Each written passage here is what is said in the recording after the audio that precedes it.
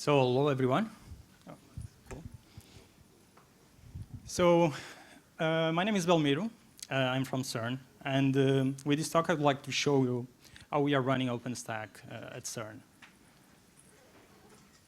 So as you may know, so CERN is the European Organization for Nuclear Research. It was created in the 50s and is the biggest international scientific collaboration. The lab is in Europe and is located in the border between France and Switzerland, very close to Geneva. And CERN mission is to do fundamental research, basically look into difficult and fundamental problems that led, for example, in 2012 with the discovery of the Higgs boson. So for all this fundamental research, CERN provides different facilities to scientists. For example, particle accelerators like this one in the picture.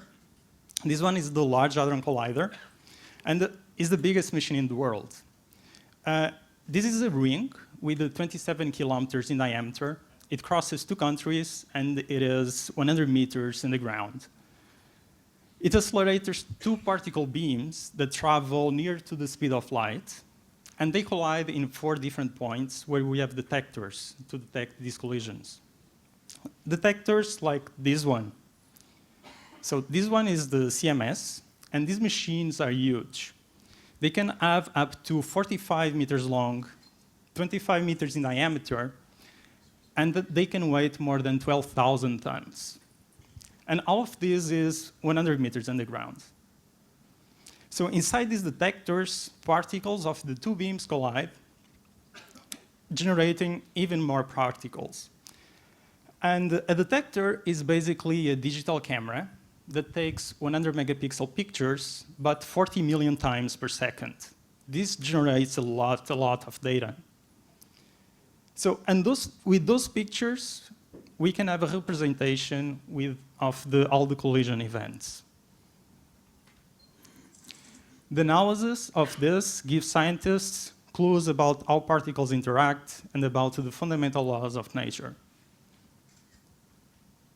So to process all this data and to support the research of scientists all around the world, CERN has 2 data centers. One is in Geneva, and the other is 22 milliseconds away in Budapest. And we now are running OpenStack in both of them.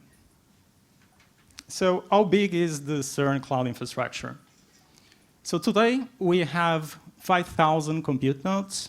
This is rough 130,000 cores, and on them we are running 16,000 virtual machines. It's not, comparing to the number of cores, it's not a lot of virtual machines because we have very large virtual machines for data analysis. And unfortunately, our users don't have the illusion of unlimited resources, like in public clouds. For new VMs to be created, others need to be deleted. And you can see that in the histogram that we have there. So at green, we have the creation rate in our cloud, and at red is the deletion rate. So you can see that they basically match. So we are almost full always. So a little bit of history about the OpenStack cloud infrastructure. At CERN, we started with OpenStack in 2011. By 2012, we had our first test infrastructure. It was based on Essex. And we had only 500 cores at the time. And we opened it to only few users at CERN to test functionality. Then we had 2 more iterations where basically we destroyed the old cloud and we set up a new cloud based on everything that we have learned, adding more functionality and more capacity. By March 2013, it was our last test infrastructure. It was completely integrated with CERN infrastructure, network, Active Directory, and we had at that time 14,000 cores. So what we did next, basically we deleted everything again, and we set up a new cloud. So this was in July 2013, and we tag it as production for us. And what does this mean? This means that it was open since then to all the CERN users. It was ready to run all IT core services. We don't do any more destructive upgrades like in the past, destroy everything. And it's ready to run VMs for data analysis. So if you want to know more about our first production infrastructure in 2013, at the Hong Kong Summit, I gave a talk describing how awesome that infrastructure was. You can watch the video. However, since during the last 2 years, a lot of things changed. And it changed because we started running more projects. We now are running also EAT and Raleigh. We increased the capacity several times. At that time, we had only 21,000 cars. And now we learn a lot how to manage OpenStack at scale. So because of that, we have been changing the architecture of our deployment, and that is what we're going to see today. So this is the evolution of number of VMs running in our clouds during the last 2 years since we tagged this production. So you can see that we went from 0 to 16,000 VMs. Well, the last month that I have there is September. So now we have more than 60,000. And the first plot is the active running VMs. And the second one is the total number of VMs created over time. And you see that in September, we reached VM 2 million. That for us was quite an achievement. OK, so let's start talking about the infrastructure. So this is only a brief overview about our infrastructure. So we have one region, 2 data centers, and 26 cells now. In Nova, we have only a J architecture in the top cell. And by AJ, I mean service in active and RabbitMQ cluster with mirror queues. The children cells control plane are VMs running in the normal infrastructure. We don't have a second cloud to run the control plane. We still use Nova Network.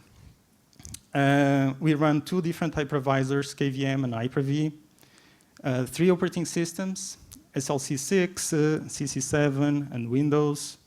2 Ceph instances, one in Geneva, the other in Budapest. Keystone is completely integrated with CERN infrastructure.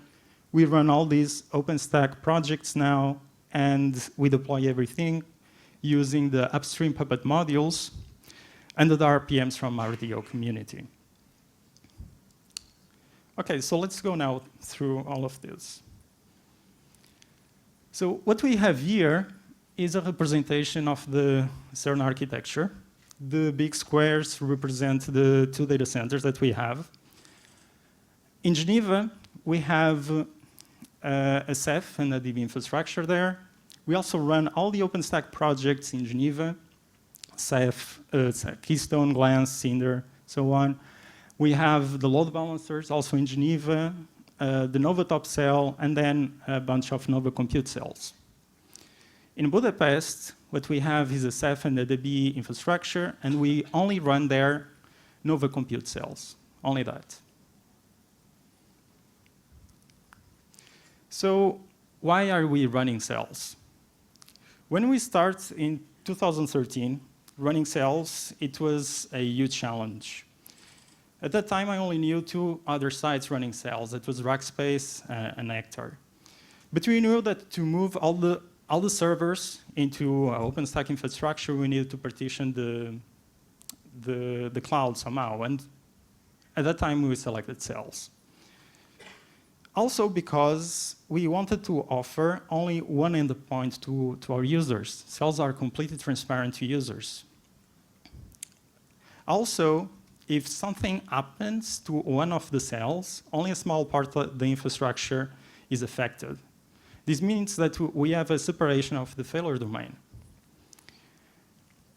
And also, we have different hardware for different use cases. And cells allow us to have them completely isolated. And even having different configuration per cell, like a different schedule policy inside the different cells. However, if using cells, we also lose some functionality. For example, security groups, they are not working with cells. Aggregates and availability zones is a little bit tricky. I'm going to show you how we are setting availability zones later. The cell scheduler is limited with cells, and telemetry integration is a little bit tricky. These are only some examples. Okay, so now I will talk about the architecture of some of the OpenStack projects that we have running at CERN. So let's start with Nova. So basically, this is our architecture. Let's start with the API nodes. So we have the API nodes that run Nova API. Then we are running a few of them. Then we have the top cell controller that runs Nova cells and RabbitMQ. In this case, the RabbitMQ is clustered with the mirror queues. Then here we have the child cell controller, and we only have one per cell, only one. And they run all the services that you will expect, Nova API for the metadata, but also for telemetry. I'm going to explain this later. Nova scheduler, Nova conductor, network, and Nova cells. And of course, we need to have Rabbit there. And then we have a bunch of compute nodes that connect to this child cell controller. And then this child cell configuration, we repeated over and over again. So we have 26 cells now. So it's a very simple architecture for Nova. So the top cell controller, it runs in physical machines. All the services are active there, and Rabbit is clustered with mirror queues. Nova API nodes, they are VMs, and they run in exactly the same infrastructure with all the user VMs. We don't have a separated cloud. Of course, to start all of this, we needed to have at the beginning at least one Nova API running in a physical machine. For the children's cell controller, we only have one controller per cell. So this means we don't have a J at all. So what happens when the cell controller dies? We simply replace it. If you watch the talk from 2013, at that time, I said that we had at least 3 controllers per cell. However, if you are adding more and more cells into your infrastructure, this is really hard to manage. And in fact, at that time, we had more problems having this AJ infrastructure than now. And they were mostly related with network partitions. So now we have this architecture, only one cell controller. And then we have the 200, that is our new magic number. So we only had the maximum of 200 compute nodes per cell. This also means that it's only few nodes. So if one cell goes down, only a small part of the infrastructure is affected.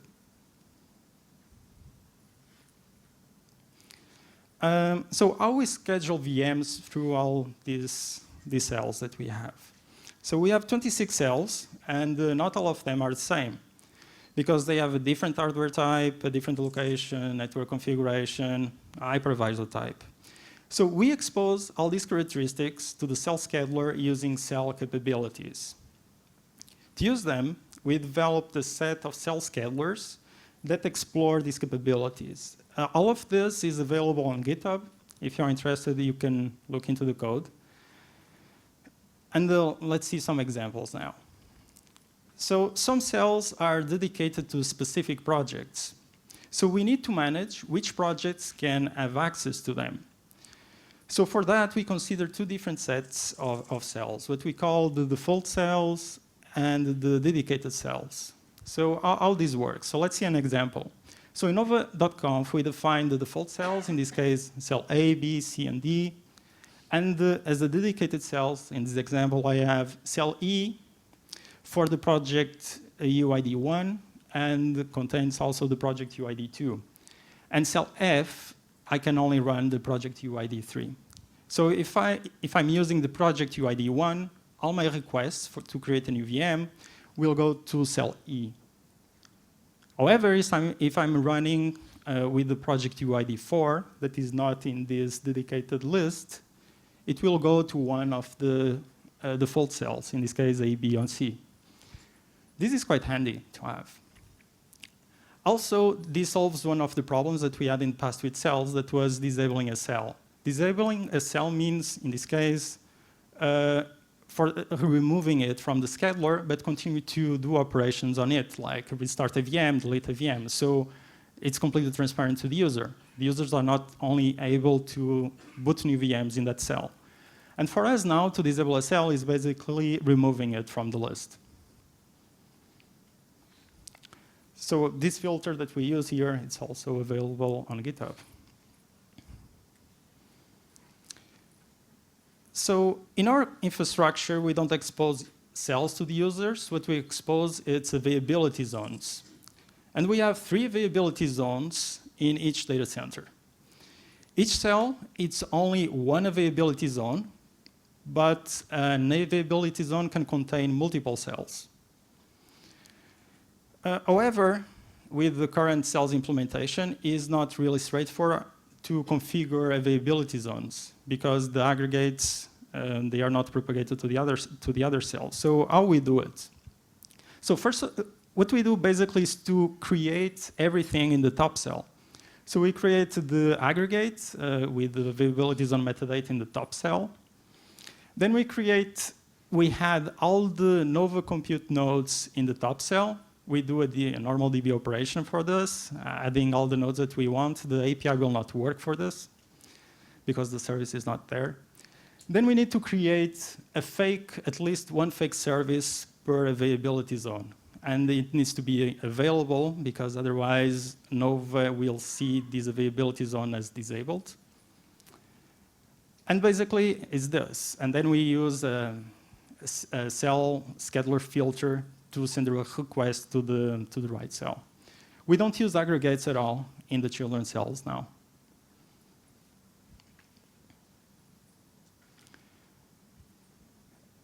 So in 2013, we set up our 2 first cells, so one in Geneva, the other in Budapest. And during some time, we could not add more cells into our infrastructure because 2 problems. One was that the cell scheduler was very limited at the time, and the selection of cells were random. So we could not control when I create a VM if it went to cell A or cell B. It was not possible to control that. Other problem was that we didn't have a solution yet to expose availability zones to users using different cells. So we continue to add more and more compute nodes into the existing cells. So in Geneva, we end up with one cell with more than 1,000 nodes. And when you have this huge cell, if something happens to that cell, it has a huge impact in the infrastructure. Also, we had all the availability zones behind of that cell. All the IT core services were running behind of it. We had dedicated hardware for specific projects in that cell, multiple hardware types, and we are running KVM and Hyper-V in the same cell. So this was, as you can imagine, really, really hard to manage. So unfortunately, in Nova, you cannot live migrate VMs between different cells because otherwise it would have been easier. So we create new cells and we live migrate to the instances. That is not possible. And to be fair, even if that was possible, our network model will not allow it. So the solution that we found was basically to divide this huge cell into smaller cells, considering all the different characteristics that we had inside of this. So basically, we divide this huge cell into 9 new cells. So tomorrow, I'll talk in one of the operator sessions explaining how we did it with some detail. What I have here today, it's only a brief summary. So first of all, if you want to create new cells, you need to identify which compute nodes should go to each of the new cells. Then you need to create the new cell controllers for our new cells. And at this point, we stopped to allowing updates in the current DB. Then what we did was to copy this database for all the new cells. So I have a copy of my original database, and then we deleted everything that we didn't care for the new cell. So delete all the instances that shouldn't belong to that cell, delete all the compute nodes that shouldn't belong there, all the network information. So as you can see, this was a quite risky operation to do. And then we needed to go to the top cell and change all the routing path that we had there to point to the new cells.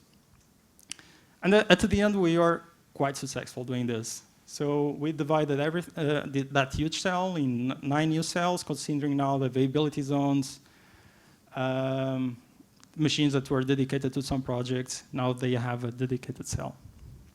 So if you are interested on this, tomorrow in one of the operator sessions. Live migration. Until now, we are not using live migration in our daily operations. However, now we are faced with the 2 different use cases that we really need to use it. One is the upgrade from SLC6 to CC7. We still have 800 compute nodes running SLC6. SLC6 is Scientific Linux 6. And also we have a large pool of hardware that is in end of life, and we need to retire it. So this will involve migrating thousands of VMs. So what we really miss is like a platform that can orchestrate this for us, because at the moment, this is really a manual process and takes a lot of time, because we don't want to migrate all VMs that are in one compute node at the same time. We don't want to saturate a particular network segment, for example. And right now, it takes a lot of time. Also, there is the problem of VMs that have volumes attached. What we have is block live migration. So everything is copied over the network. And the VMs that have volumes attached cannot be live migrated, because block live migrated, because otherwise the block device will be copied into himself, and that can cause data corruption. We are still looking how we're going to do this. We don't have a solution yet. So upgrade to Kilo. So Kilo dropped support to Python 2.6. And as I said, we still have 800 compute nodes running SLC6. So we needed to build a new RPM to support this use case, since audio doesn't consider this kind of scenario. So what we are using is an original recipe from GoDaddy. So thank you guys for sharing. And the idea basically is to create a virtual environment with Anvil using Python 2.7 from software collections. So, and for now, it's working great.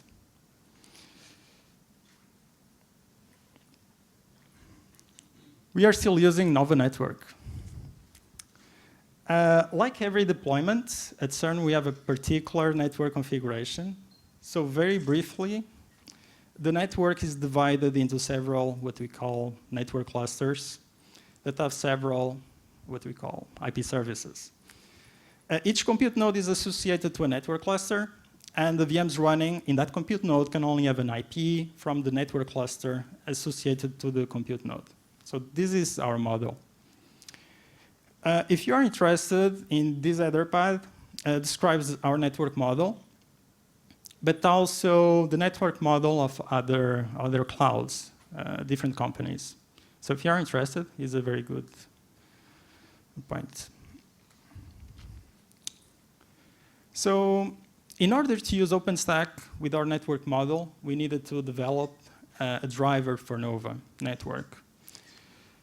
And the network driver is not only used when we create a new VM. So the model is not only considered when we create a new VM, For example, when you resize a VM or you live migrate, you also need to consider the network topology that you have, because your VM cannot be migrated or resized to any compute node in the cloud. There is a subset that you need to consider that the VM can only be resized or migrated there. So if you are interested in our network to check, and also it could be a good example for your infrastructure. So the code, again, it's available on GitHub. Neutron is coming. So we are trying Neutron for a long time, and we are planning the migration for the next months. Our plan is to set up a new cell with the Neutron to gain experience to manage this at a large scale before migrating the existing cells that we already have. We will not have new functionality for our users, at least in the initial phase. So we expect to offer exactly the same functionality that we have in Nova Network now to our users. So we will not expose any API to them for networking. Of course, we needed to extend Neutron to support our network model. Again, all the code is available on GitHub. OK, so let's move on to a different project, Keystone. So at CERN, we have two different Keystone infrastructures. One that we expose to users, and the other, it's only used for Ceilometer. Ceilometer does a lot of API calls, so we decided to have a different Keystone infrastructure only dedicated to Ceilometer. We still use UUID tokens, and it was generating a lot of load in Keystone. So we decided to separate the traffic to not affect other users. This was in the beginning. We are gaining experience with Ceilometer at that time, but we are still keeping this architecture. And the architecture of our Keystone deployment is very simple. So we have on top the load balancer, and then we have a lot of Keystone nodes that run Keystone that connects to the Active Directory, and they use the database. The database basically is to keep the tokens. So Keystone nodes are VMs. They are, Keystone is completely integrated with CERN Active Directory infrastructure. And at CERN, we have around 200 arrivals and departures per month. These are different collaborators from different scientific institutions, students, staff members. All of them are potential users of our cloud. So we integrated Keystone with the CERN Identity Manager. And this allows us to automate the project lifecycle. So when a user arrives and subscribes the cloud service, a project is automatically created for him, and also some code allocated. When he leaves CERN, he continues to have access to the resources for 3 months. After that, the VMs are stopped. And after 6 months, all the resources, VMs, volumes, images are deleted automatically. So moving to Glance. So Glance, like in Keystone, we have 2 different infrastructures. We expose one to users, and the other is dedicated to Ceilometer. Glance architecture is really simple. So we have the Glance node that runs Glance API and Glance registry, and we have multiple nodes like this. In the past, we had the Glance infrastructure per cell. So each children's cell had its own Glance infrastructure. We thought it was a good idea at that time, 2013. However, when you have a lot of cells, that is very, very complicated to manage. So now we remove that, and we have a centralized Glance infrastructure. So for storage, on Glance, we use Ceph instance in Geneva. Again, all the Glance nodes are virtual machines that run in the shared infrastructure. We don't do any more Glance cache. We really like to have very light VMs that we can replace very easily. You see all these VMs also in Keystone are ephemeral, so we can add and remove nodes very easily. Also, in the past, we allowed the Glance API to talk with any Glance registry in the cluster. So this looks great. Everything was behind the load balancer. The Glance API could talk with any Glance registry. However, in case of problems, this was really, really difficult to debug. And when you have a lot of nodes for Glance, this is really difficult to manage. So now, in the architecture that I show you, the Glance API only talks with the local Glance registry, only that. And also, in our cloud, our users don't pay for resources. So what we have is a quota system. So we allocate some quota for the project that they are using. However, Glance doesn't support quotas per project. And this is a huge problem for us because we cannot control how much data the user is uploading into our storage system. It will be a very nice feature to have in Glance. So moving to Cinder. So Cinder deployment is also very easy. We have the load balancer, and then we have what we call the Cinder node that runs everything. So Cinder API, Cinder volume, and the Cinder scheduler. And it talks with the three different backends. So Ceph in Geneva, Ceph in Budapest, and also NetApp. And then we have a small private infrastructure for Cinder. So as I said, for the backends, we have Ceph and NetApp. The reason that we have NetApp is because we are also have Hyper-V. And now we don't have any Ceph driver for Hyper-V. So that's why we have NetApp to have volumes in the VMs that are running on top of Hyper-V. It will be great to have the driver. Also, we have a large set of different volume types that have different quality of service, backend, location. All the volumes that we have are not, our volumes type are not exposed to all the users. We control everything with quota. Again, Cinder nodes are VMs that run in the normal infrastructure.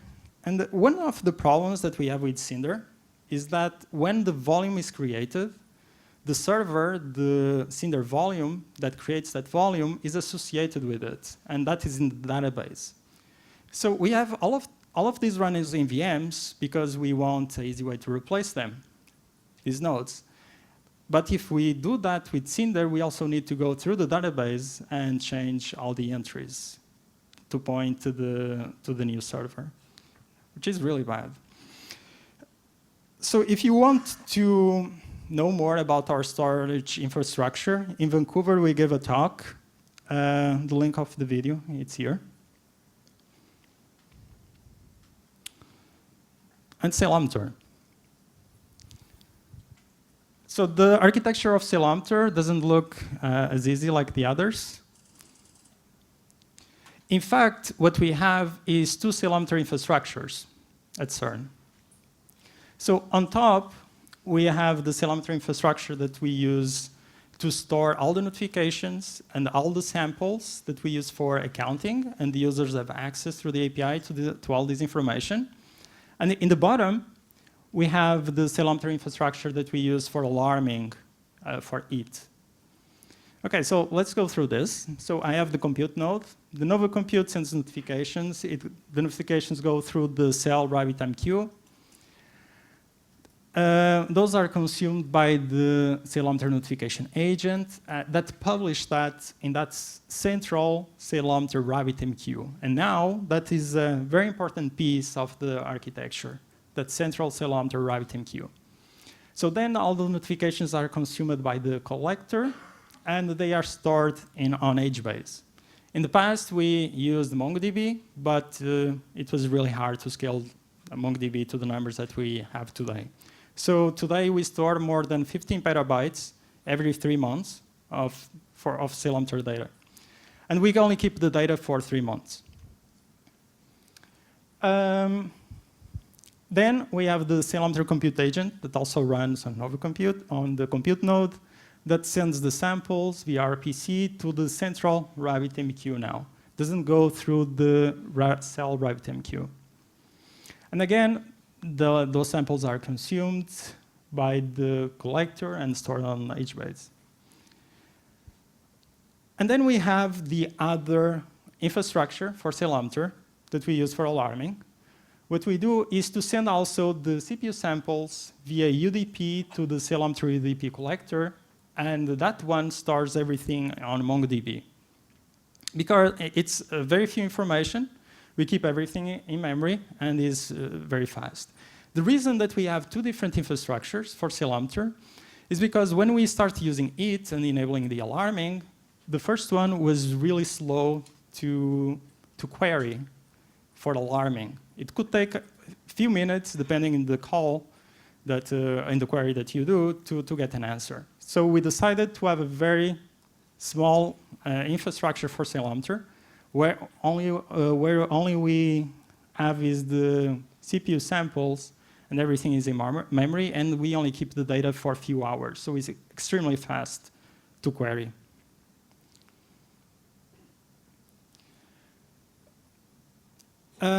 When you have thousands of virtual machines and thousands of nodes, Ceilometer can add a significant load into your APIs. We have more traffic in our APIs from Ceilometer than all our users. So that's why we decided to have different Keystone infrastructure, different Glance infrastructure. And in fact, we also have different Nova APIs for Ceilometer. So in each children's cell, what we have is Nova API running that runs for the metadata, and also it receives all the calls for Ceilometer. And in this way, we split the traffic of Ceilometer through all the cells that also queries only the cell database. What you can see in that plot, basically the number of calls that we have in Ceilometer every hour. So every hour, only Ceilometer calls around 130,000 times Nova APIs.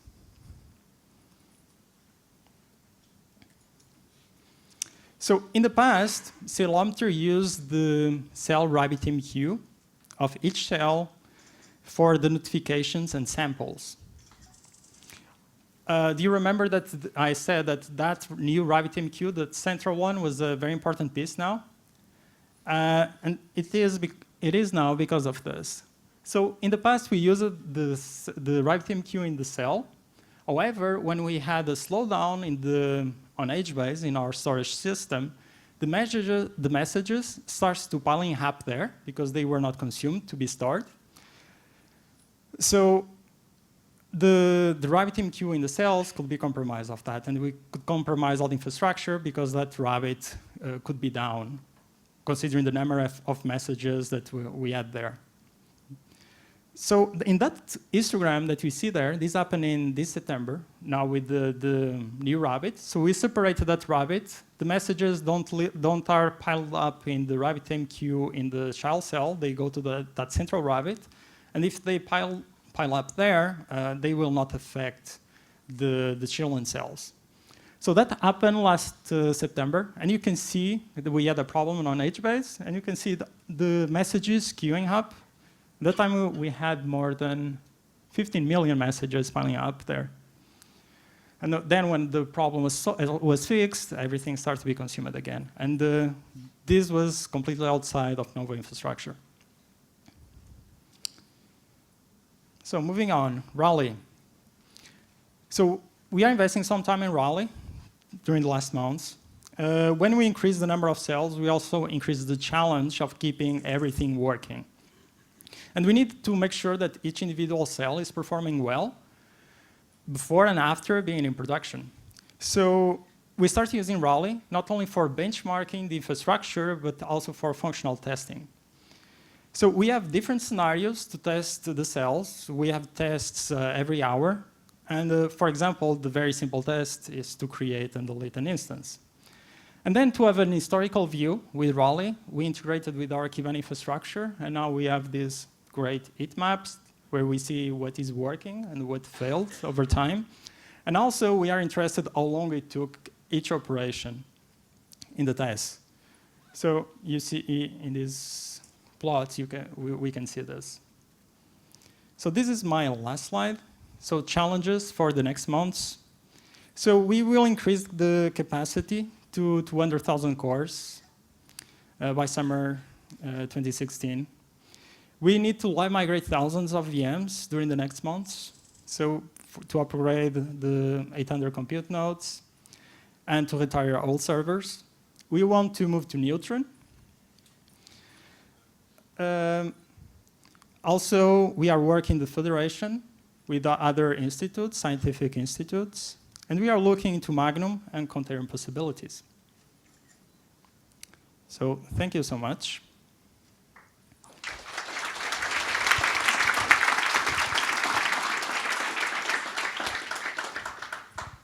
So I don't know if I have time for questions. We are really on the time.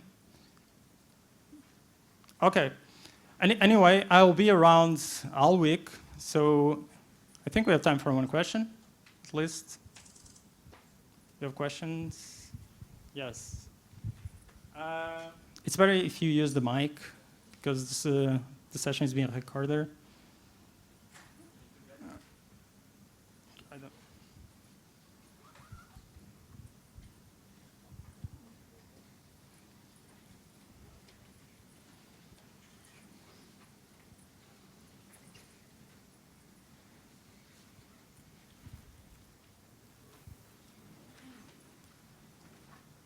So a question about data management. You say the accelerator generates a huge amount of data.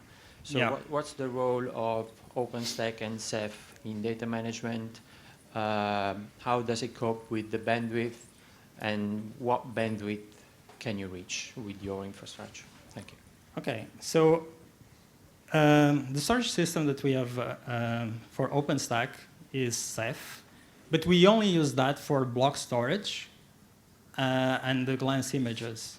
We don't use Ceph for the data that we collect from the experiments, from the LHC. For that, we have different storage solutions that were developed at CERN to store all that data. So what happens is the VMs that scientists create in our cloud, then they connect to these two storage systems that we have, and they get the data from there. It's not Ceph for that. Okay. Okay, so thank you so much.